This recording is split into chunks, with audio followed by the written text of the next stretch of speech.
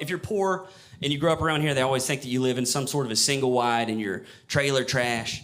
And I take offense to that because I never lived in a trailer.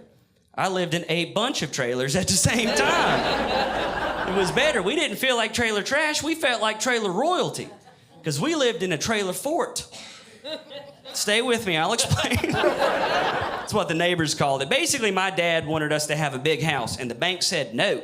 So what he did was he got on Craigslist, and he started buying a bunch of used single wides. And then he started slamming those things together like if Lego had gotten to the mobile home game. And all the neighbors called it a fort, because that's what it looked like. I don't know if you've ever seen a trailer. They're not exactly bendy. You know, there's only so many ways you can stick them together. At the end of it, it looked like the Pentagon with underpinning. My dad forgot to put up gutters, so we did have standing water that could be perceived as a moat.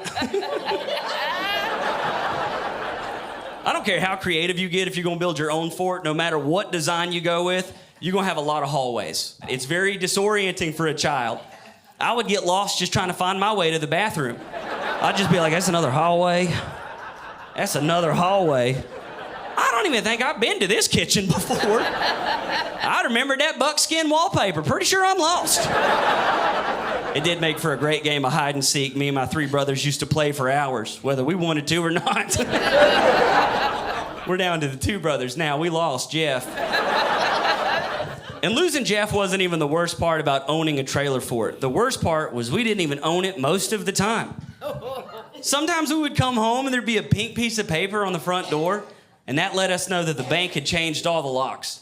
And we had 32 front doors, so kudos to whoever got that job.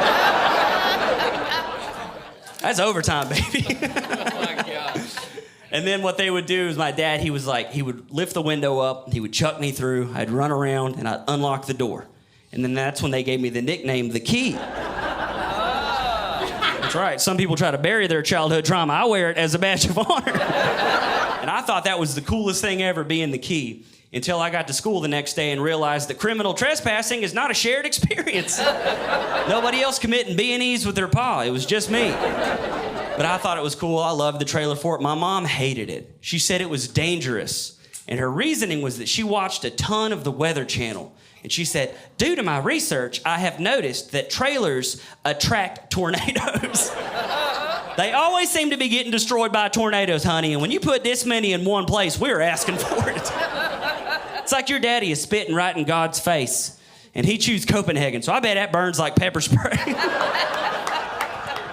So she finally convinced my dad to get rid of the trailer fort and get us a real house. And that was a banner day for us. That was our first and only family meeting. She was like, boys, gather round. I've got some big news.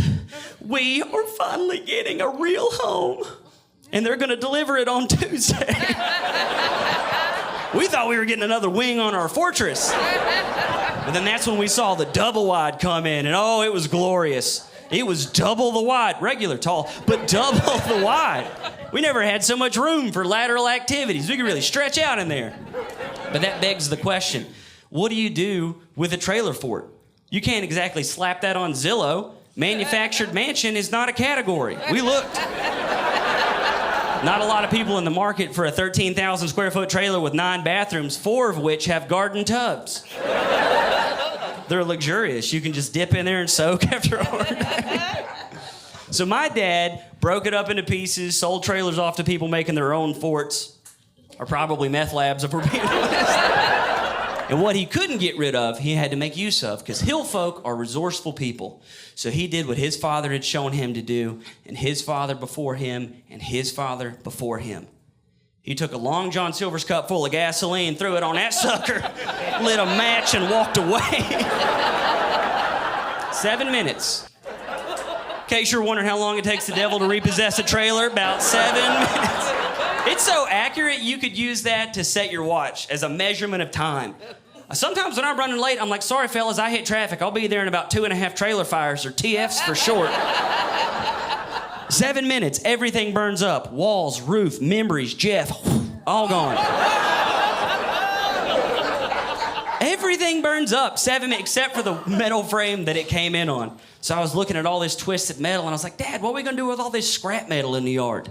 And he goes, son, you gotta just change your perspective, baby. There's one man scrap metal, is another person's yard art. I was like, I see what you did there. You changed yourself from an arsonist to an artist. Pretty slick. I wonder if the judge will feel the same way about it.